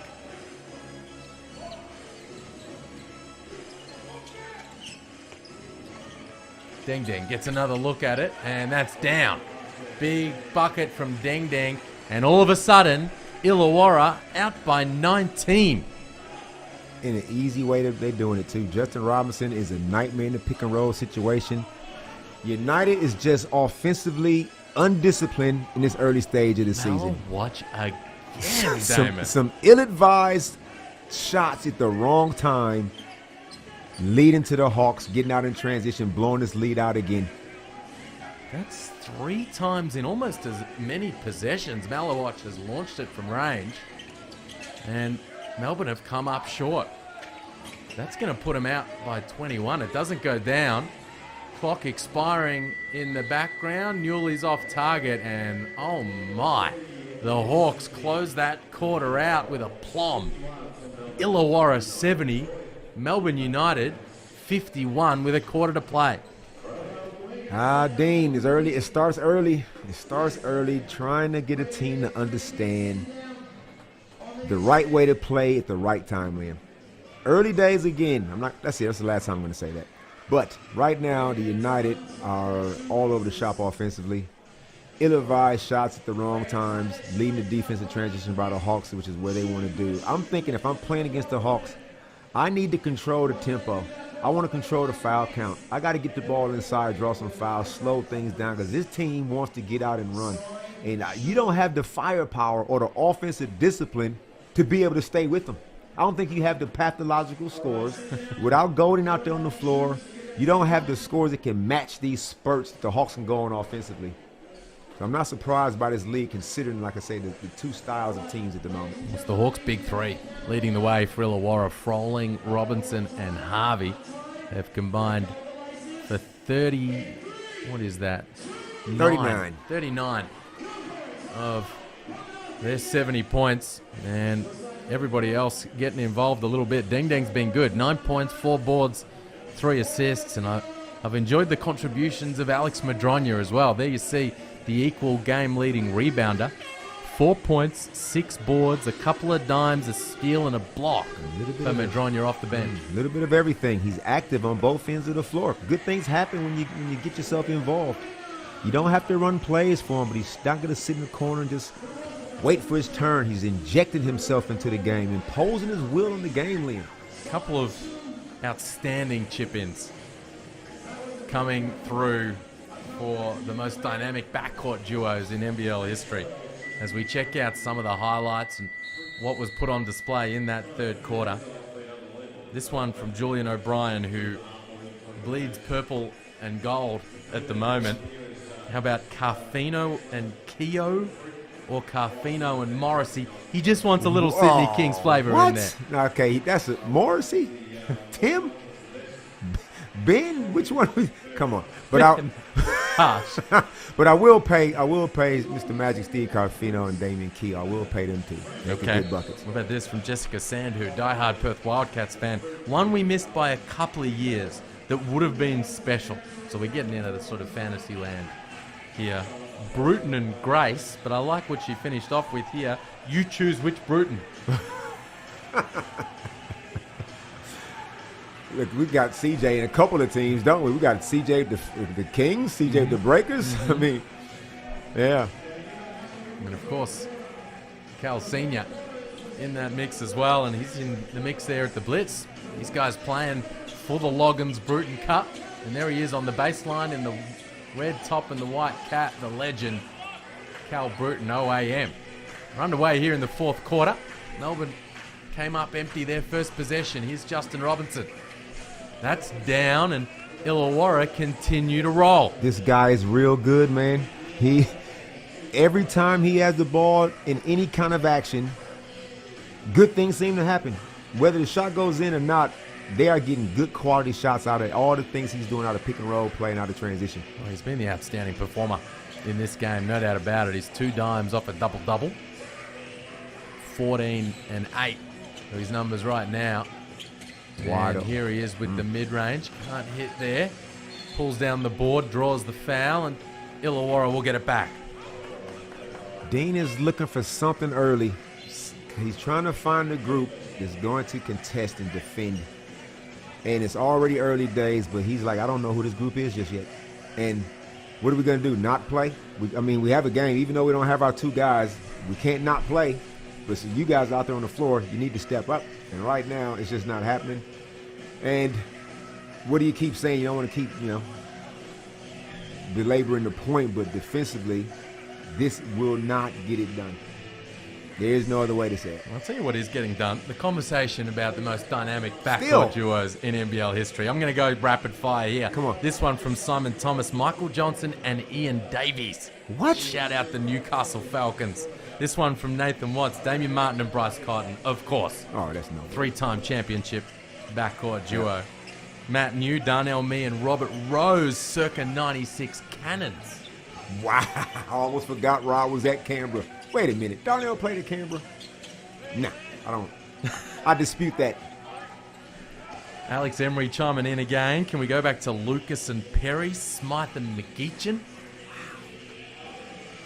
The nostalgia in full effect right now in the NBL Twitterverse as Hook Porty rolls that one over the front of the rim. My man Ilan Samuel, Gazen Copes, D-Mac and Jay Smith, Mar and Farley, of course, who we mentioned, and CJ and Kirk Penny in New Zealand.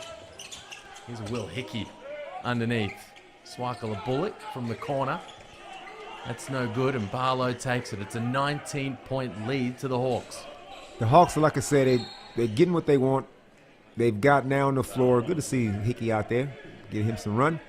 You know how the previous game we said, all right, the studs, the main guys have done enough.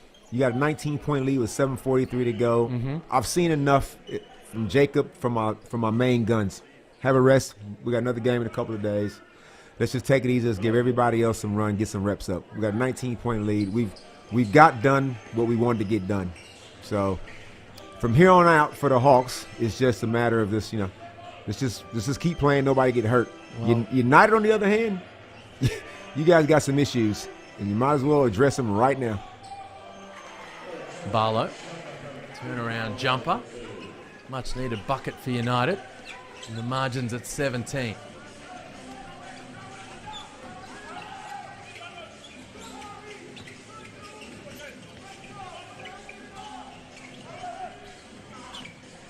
Here's Lockie Dent on the attack. Finds. Oh, get that out of here. Hook Porty says no. Need way more of that kind of stuff. The Hawks got 2 injury replacements on the court. The young Lockie Dent on the court. Only start out there is Sammy Frawling. Right now, with a 17-point lead, do you expect the United, Liam, to beat this team? You look at who's on the floor right now. United right now, do they have the best personnel per se on the floor? But now we need to see it translate on the scoreboard. Here's Kevin White. That's no good as he tries to beat the shot clock buzzer. Triplet for 3. In and out. No call from the official, and Will Hickey's on the hop. Little hesitation, little scoop with the right, and he draws the foul. Will Hickey, DP with Melbourne United last year, and DP with the Hawks in NBL 23. Gets a stop, rebound, length of the floor, don't stop the ball. He's at the free throw line. Everybody is looking good in transition for the Hawks. And United, again, the transition D at this stage is woeful. There's no other way to say it right now, Liam. There's no other way to say it. It will improve. I have no doubt about it. I know we all know who Dean is. We all know what's going to happen with this group when they all get together. But right now, their defensive identity is lacking. Meanwhile, you know who's getting a little love? Who's that? Greg Hubbard. Oh, Mother Hubbard. The backcourt combinations involving Greg Hubbard are getting quite a variety of shout-outs. Gordy McLeod and Greg Hubbard, of course. And this one from Mick Hendricks, Butch Hayes and Greg Hubbard for the Hawks. Okay. Butch's boy, yeah, now Butch was for real. High sock Butch Hayes is for real. Yeah, I'm glad we're going back. And we got to pay respect to these dudes from the glory days. You know, the NBL, right now, are we a top 4 league in the world, Liam? Yep. We started off not a top 4 team in the league, and we have superstars in this league. So it's good that we can have these conversations and guys can remember those days and keep these guys' names relevant because they was the trailblazers.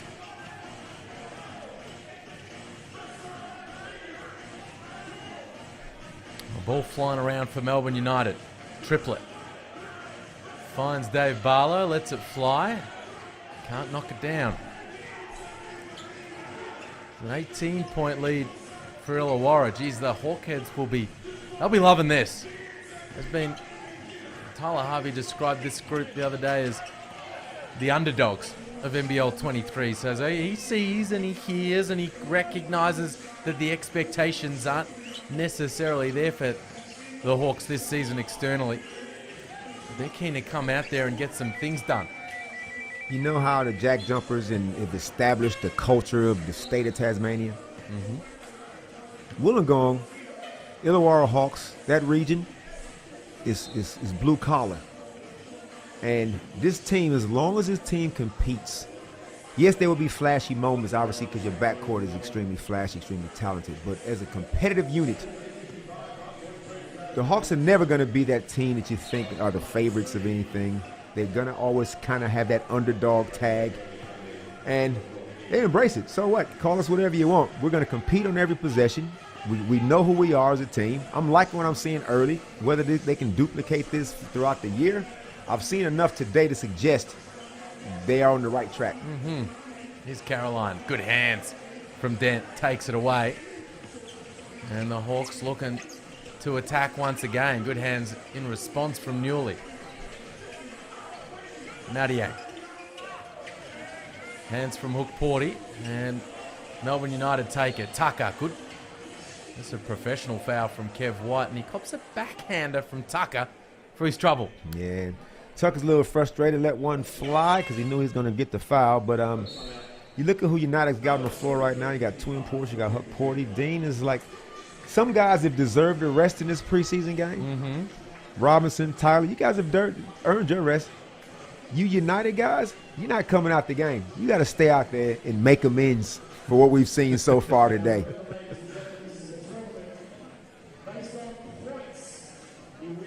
Well, there's a slight timeout. 18-point margin for the Hawks gives us a chance to throw a couple of more names into the mix. This is the gift that keeps on giving. What we got? For your Sunday night reflections. There are some pretty generous kind of understandings of backcourt players going in. Some loose descriptions of backcourt guys.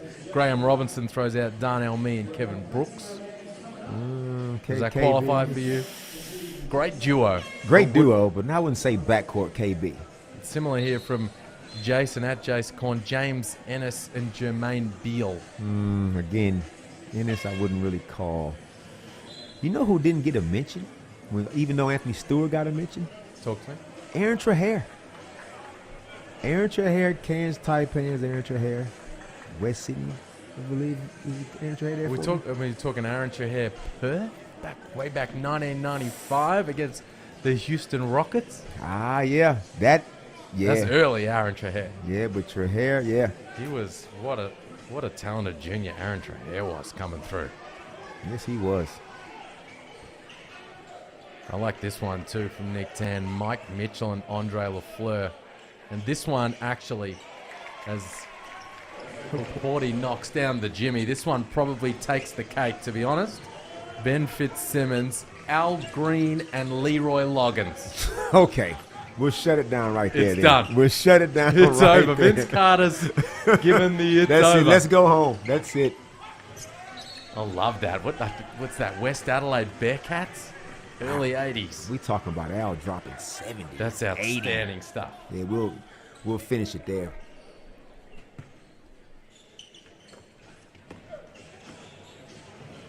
Here's Tucker. Oh, that's an offensive control. foul. Kev White took that one right down the numbers. Out of control. Trying to do too much too early. The frustration is clearly setting with the United. This game can't finish quick enough for Dean. If I'd have said to you, Liam, before this game, with preseason meaning what it means, that the Hawks would hold this team to 58 points with 4 to go in the game, would you have believed me? You know what? I wouldn't have been far off. Would I have expected it? No. Tucker tries to draw the foul on Dent. Didn't get the whistle. Felt like he copped a knock to the eye. But with no Shea Yili, no Chris Golding, this team very much trying to work out everything you've been talking about all night. How do we play together at the offensive end? When's it time to go? When's it time to move the ball? All of that very much a work in progress for Melbourne United. We've seen some teams early in the preseason here who are far progressed in that regard. The Jack Jumpers last night. It's a beautiful thing. Yeah. Perth, they know who their guy is and they get him the rock. Yeah. The Brisbane Bullets were impressive in that regard tonight. And in their earlier preseason hit-outs, that ball is moving and they're playing well together. Melbourne tonight at the other end of that spectrum. Yeah. Only one way to go, and that's up. The way they played today defensively and offensively. So it'll be interesting to see how they bag up their next game. They're going to have to eat some humble pie today. Go back, watch some game tape. Get a spray from Dane. You got to get a spray. You can't just let this one slide. And then we'll see how they bounce back.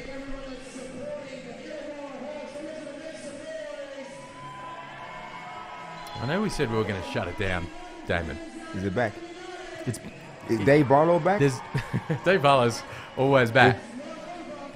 This one from my man Mike Corbett, who is the czar of NBL socials.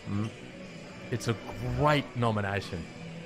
If not only for just how fun these two guys were to watch play together, mid-90s North Melbourne Giants, D-Mac and Chris Gent. Wow. Okay. Now we got a backcourt. Chris Gent, people think he was just an NBA coach, assistant coach. This dude, I was here when he got here in 1995. I thought they would win that championship again. They was going back to back. Because if you remember that 94, they won it. Ricky wasn't having it.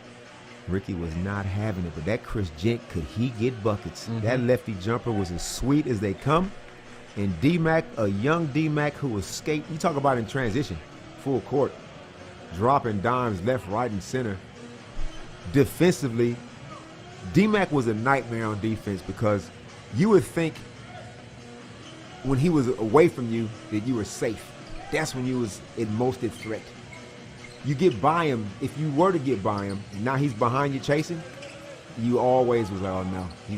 He found a way to get the ball. Here's Lockie Dent finding a way to get a shot up, and that'll count for Matiang as Caroline gets involved with the net. 75 to 58. There's the numbers for Mango Matiang. What have United scored this quarter so far? 5?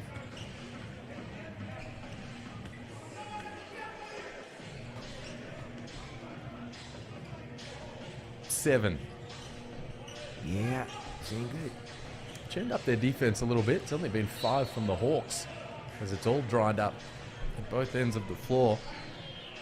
Dan Mueller chips in. Can't believe no one mentioned Jerome Randall and Nathan Sogi. Weren't they fun to watch? 2017. That 36ers team didn't quite make the grand final series. They were the regular season champs, got knocked out by the Hawks, but that was a dynamic duo in the backcourt. Yeah, Jerome Randall, he was a highlight waiting to happen. Bucket underneath for Tucker as he scores through the contact. He's starting to see what I'm saying here about Tucker at the free throw line. Yeah, he gets there. He's committed. It's going to be times in the game when you can just see that he's isolated. Once this offense matures as a group, they're going to mature offensively. And once that ball gets moved a little bit more, defense is moved, this guy is committed to getting to the basket. He just needs to do it at the right spacing with the right time. But, yeah, he's going to get to the free throw line quite a bit. What tipped you off, Liam, that he was going to be like this? It was their first preseason. Well, it was their second. They played St Mary's early, but when they took on Brisbane in Ballarat, and again, they were all over the shop. They had nothing happening defensively, but he's just relentless attack on the rim, and you combine it with the springs, you know, the bounce that he has when he gets in there, and the strength. He's just determined to draw contact and put pressure on both the defense and the refs. Why Swakala Bullock can't hit from the corner. Foul from White. He's just getting involved in a fair bit of extracurricular stuff, Kevin White. It's all gravy with Kev. It's all gravy. Kev's coming in as an injury replacement. He's got experience all over the joint. Knows how to get it done. Knows how to compete still. Great for this group. Now things have officially gone Troppo here with the dynamic backcourt duos. This from Coach Foz, Oz Team Scouting. Clarence Tyson and Pat Reedy. Okay, stop it. Okay, stop it.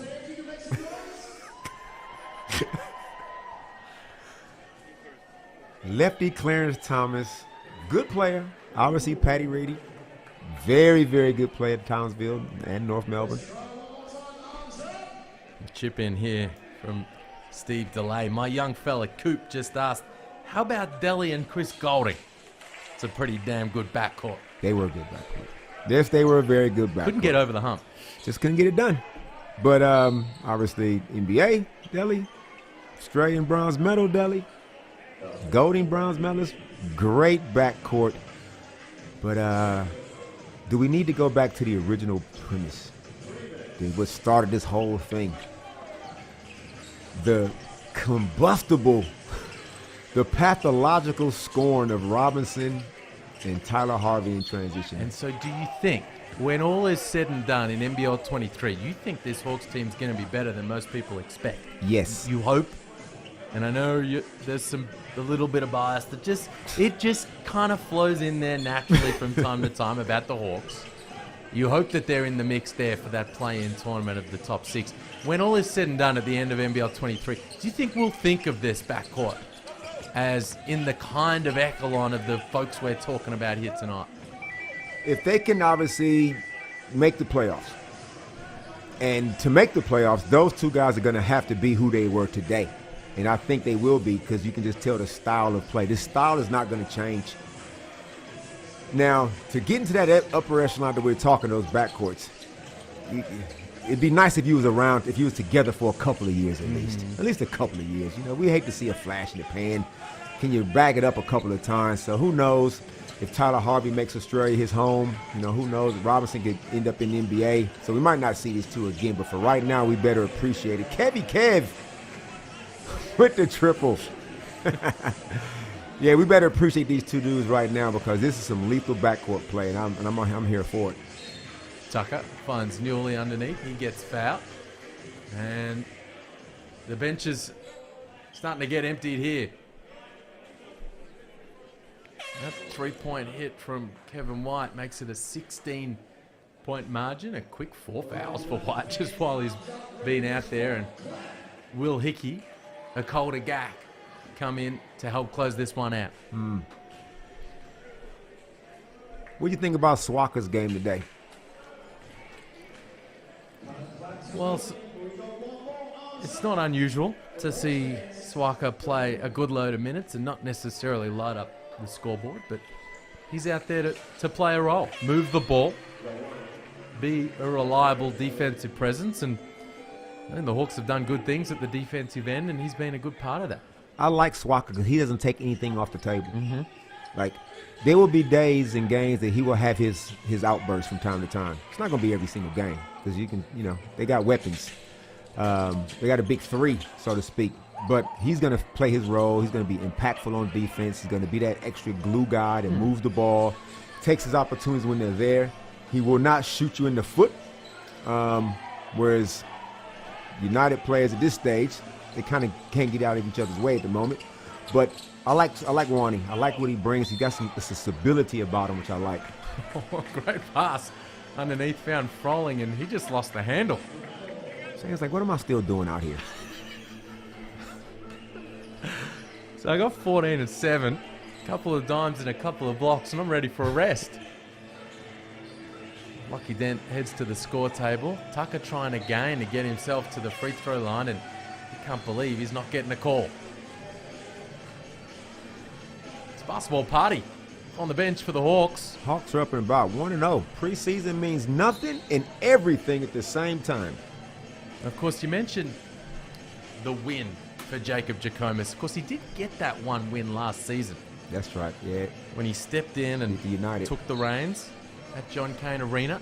It's his second win against the United. Had his team playing with a little swag, quote unquote, on that night. And you're right, he's getting his first here against that very team as the full-time head coach, as Aquera puts a lid on that one underneath. 13-point lead to the Hawks as we wind down the fourth quarter. The Sunday night NBL Blitz action. Good hands from Caroline. And that one comes off Will Hickey's leg.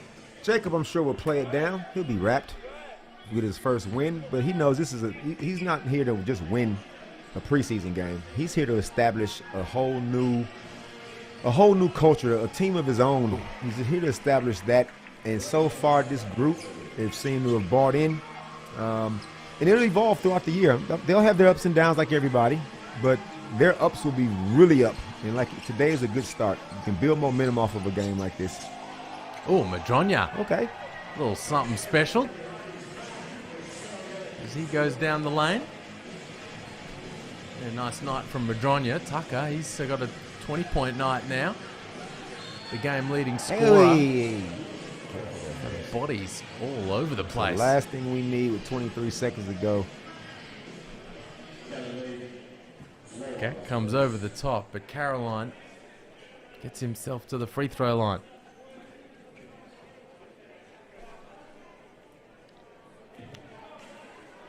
He's had his stuff sent a couple of times tonight, Jordan Caroline, but he's continued to battle. It's been a frustrating night for him. 3 of 11 from the field, a couple of turnovers, 8 points, 3 boards.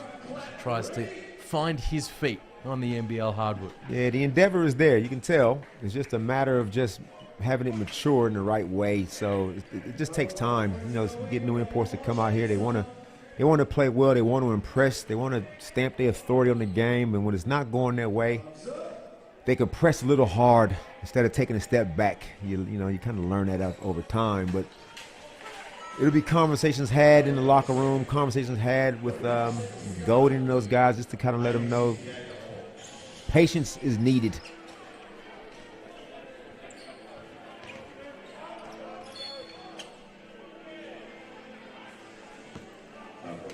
Foul from Caroline. Not sure what we're doing there, as Dent now strolls to the free throw line to extend the margin.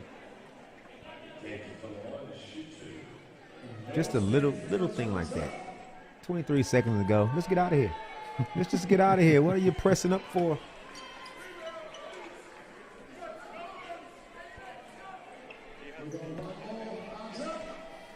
This will be 5 straight losses for Melbourne United. When you go back to the end of last season, of course, they lost the last 2 semis last year. First 3 preseason games, bit of an odd stack. But something to feel good about here for the Hawks as the final siren sounds in the background, and the Hawks, they grab a nice 13-point win. It's Illawarra 81, Melbourne United 68. All done and dusted. Good job, Hawkies. 1-0, like, remember last year, Liam? Adelaide 36ers preseason. It was pretty good. Things didn't quite go their way. So you don't want to, we're not going to read too much into all of this, but it's just good signs. You want to be trending in the right direction early. And right now the Hawks are, United not, and they're just going to have to just grind it out until it turns their way. They're going to have to address some key issues on the defensive end. Well, Rejon Tucker was the game leading scorer with 20 points, 8 of 15 from the field. And Ariel Hook-Porty, the other Melbourne United player in double figures, he had 13 points to go with his 8 boards off the bench. But it was the Hawks who dominated proceedings from the second quarter onwards. Of course, it was all tied up after one, but a 27-18 second quarter and a 23-13 third quarter was what decided this one. And it was the big three of Harvey, Robinson and Froling who really brought the heat for Illawarra. Froling 14 points, 8 boards and 3 blocks. Justin Robinson was outstanding, 14 points, 5 boards, 8 assists. And Tyler Harvey looked good, 13 points in 22 minutes, 4 boards, a couple of dimes and a couple of steals for him. That's the engine. That's the big three those guys, that team got. Sammy was good last year for the Hawks. Tyler was Tyler last year. And now Robinson just slid in effortlessly. It's their style of play, Liam. Styles make fights. This style of play suits those guys the Hawks got. They're going to be fun to watch all year. Of course, they benefited from some suspect shot selection at times and some disjointed offensive execution from Melbourne United. And when you're trying to rip it off the defensive glass and push in transition, that kind of approach from your opponent tends to help. You know what would be an interesting matchup when you talk about styles make fights? Jack Jumper's style versus the Hawk style. That would be something to watch. Well, we'll see that at times this season. And that puts a lid on your Saturday night doubleheader from the NBL Blitz in Darwin. It was the Brisbane Bullets with the win earlier, 81 over New Zealand 69. Aaron Bain spectacular with 14 and 6. 9 guys with 5 or more points for the Bullets. And in the second leg, it was the Illawarra Hawks. Controlled proceedings for most of the night, and they took a 13-point win over Melbourne United. Back tomorrow. Tonight, a part of 7 straight nights of NBL Blitz doubleheaders. And you just can't escape the preseason action. It's coming thick and fast all week at you from the Darwin Entertainment Centre. Damon, it's been fun. Good stuff. Always a ball. On behalf of Damon, myself, Liam Santa Maria, and the hardworking crew both here and at the arena, we hope you've enjoyed tonight's proceedings, and we'll see you back tomorrow at the NBL Blitz.